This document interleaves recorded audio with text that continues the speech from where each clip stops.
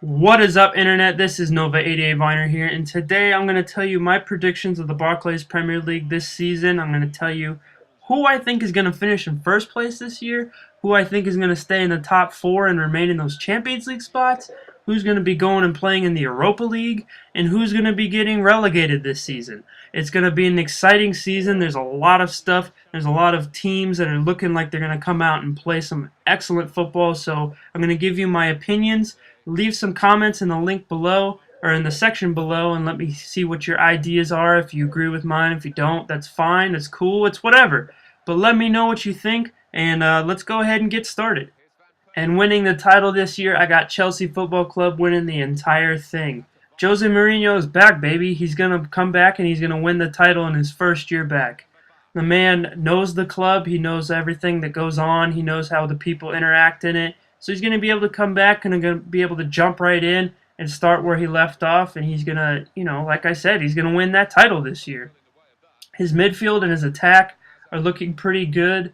His defense is looking good as well. The only thing I think he really needs to strengthen his players in is that front person, that front scoring striker.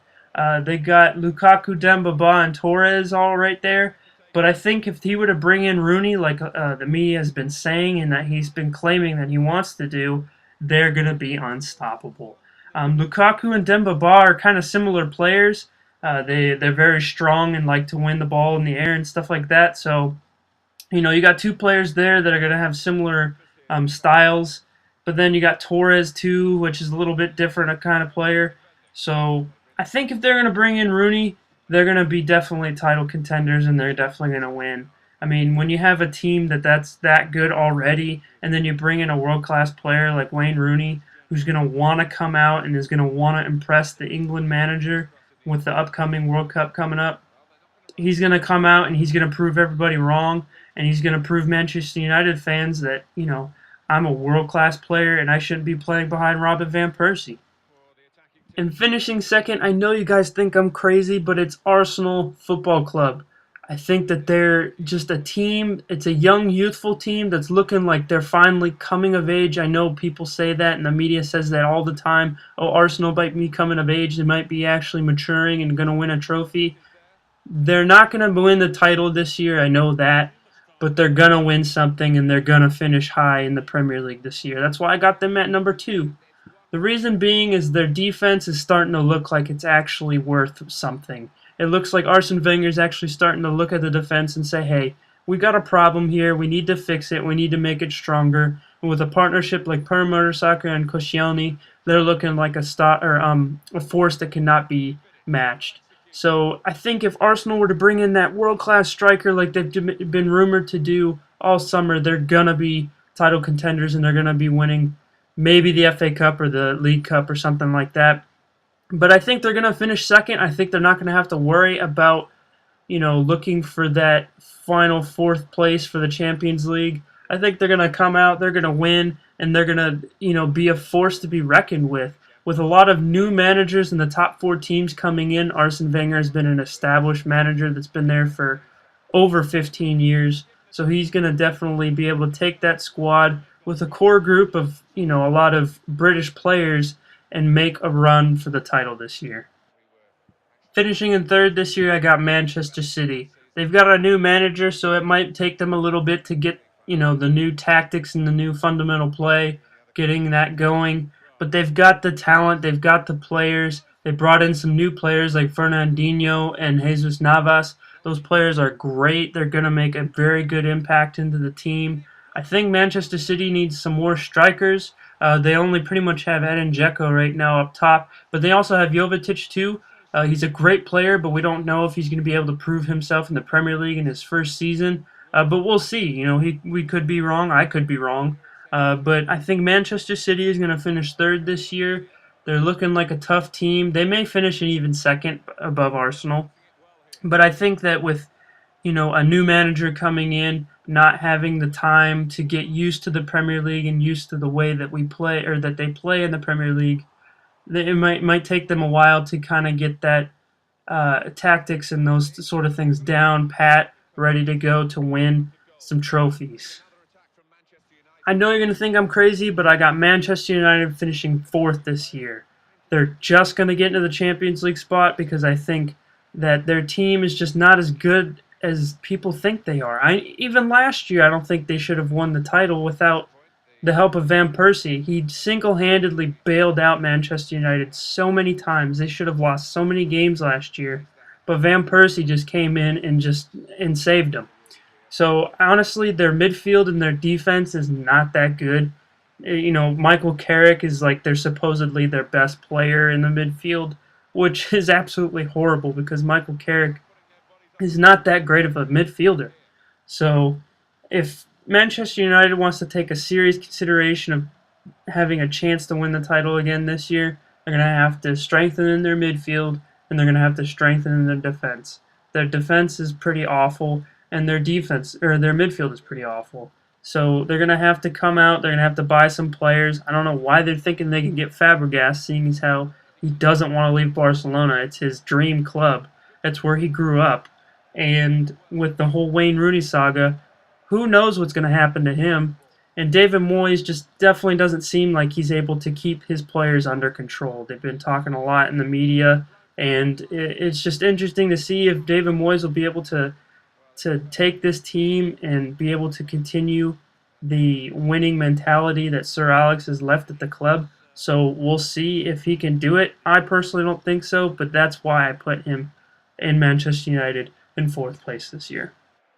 Finishing in fifth, I've got Tottenham Hotspur again.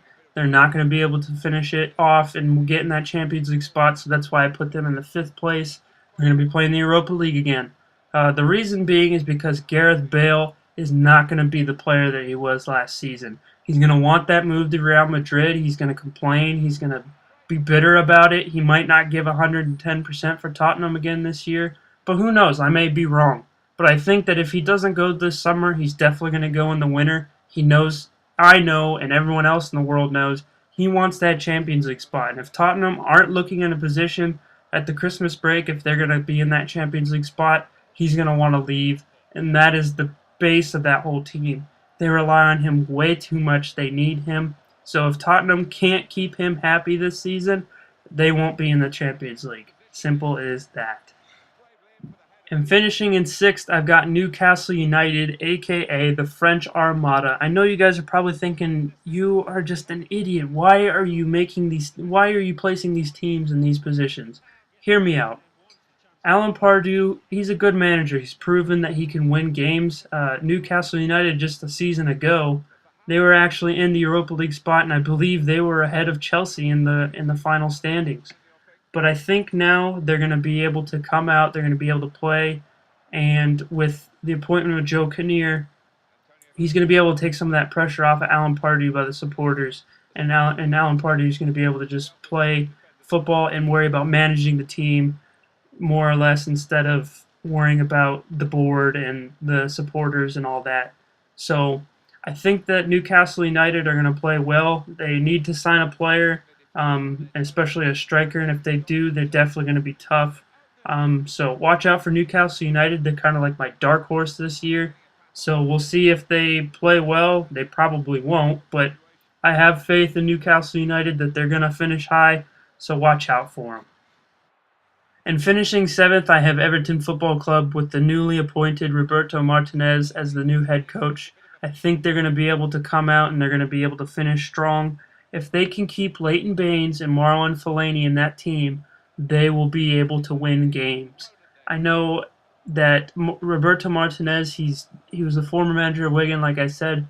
He knows how to play and he knows how to win games with a below par team. It was evident that he was able to do that, winning the FA Cup with Wigan.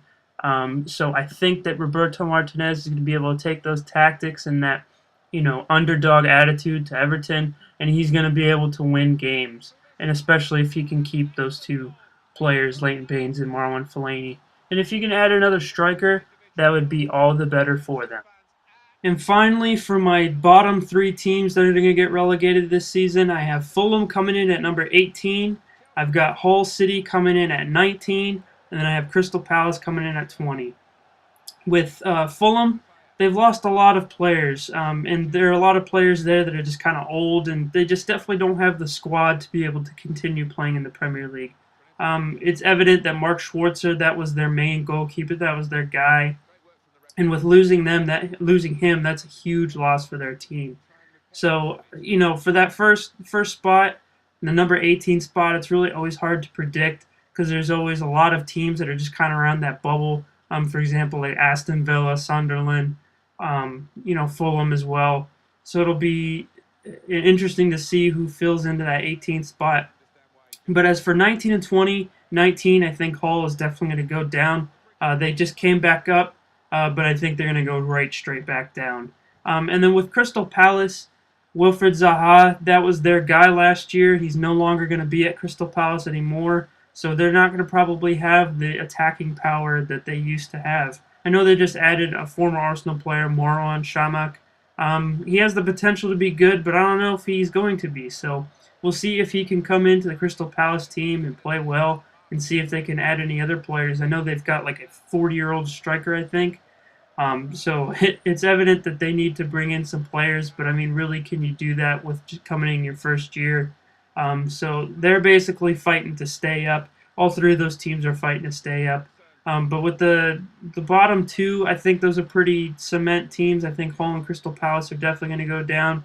But with Fulham, I'm not 100% sure. That's just kind of a guess. There are a lot of teams that are just looking really good this year, so it'll be interesting to see who gets relegated and who makes it in the top seven.